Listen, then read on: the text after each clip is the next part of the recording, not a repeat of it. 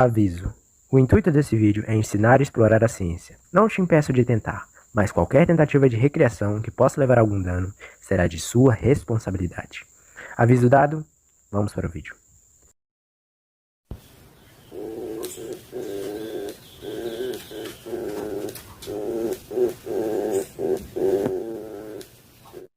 Passei um tempo procurando como gerar frequência, sem precisar de transistor ou qualquer tipo de outra tecnologia moderna, acabei por me deparar com Oleg Lozev, um cientista e inventor soviético que foi o responsável por fazer grandes descobertas na área da emissão de luz a partir de LEDs ou semicondutores e também da criação do primeiro amplificador de estado sólido.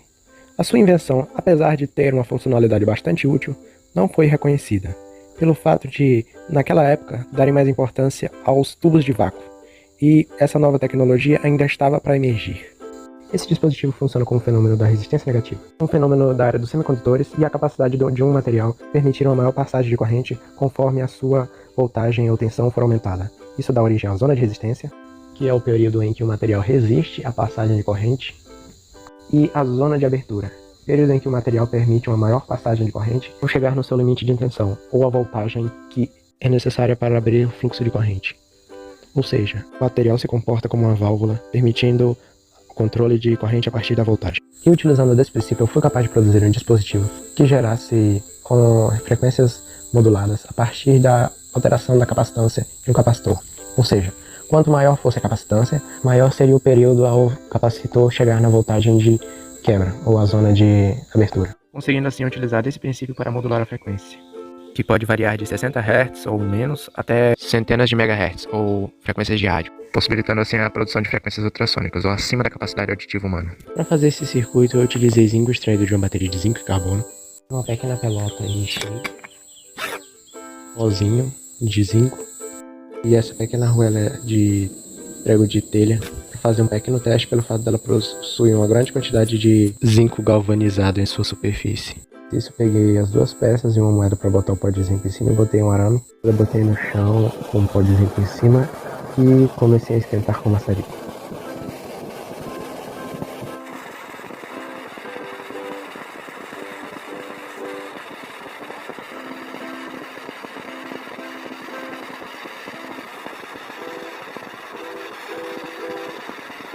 Após um tempo esquentando, o pó de zinco acabou por ficar verde, devido à formação de zinco na sua superfície e algumas impurezas de ferro. Então peguei o material e coloquei mais próximo do maçarico para ter certeza que todo o zinco metálico ia se converter em óxido de zinco. Eu aproveitei e também coloquei a arruela para reagir com o fogo para formar o óxido de zinco na alta temperatura do maçarico. Logo se oxidou também para formar óxido de zinco. Bem, depois de queimadas elas ficaram assim. Produzir o capacitor usei papel alumínio e água. Um pouco de bicarbonato de sódio. Dei os pedaços de papel alumínio dessa forma, no copo com alumínio, água, bicarbonato e copo. Também utilizei resistências para controlar a corrente, essa daí tem 1.9 ohms e também uma bateria. Então peguei o pó de zinco que estava em cima da moeda e quebrei ele com a unha, o que não foi uma boa ideia. Assim, por tirar a pequena camada de óxido de ferro e zinco. E bem, depois de um tempo ajustando e batendo no circuito, eu consegui obter essa pequena oscilação.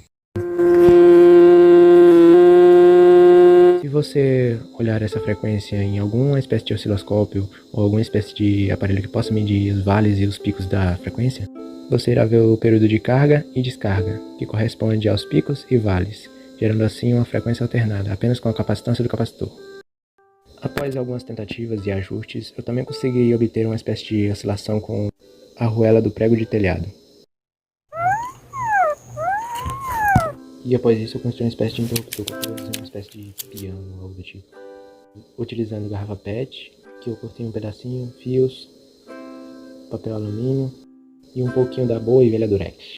E o circuito final vai ser uma bateria, um interruptor, um resistor, um oscilador de óxido de zinco, um capacitor e um alto-falante.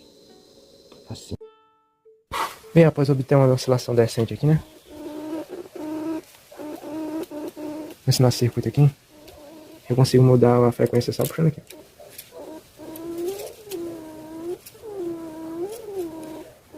Dá pra escutar, né? Pois é, agora eu vou tocar uma musiquinha. Escutem.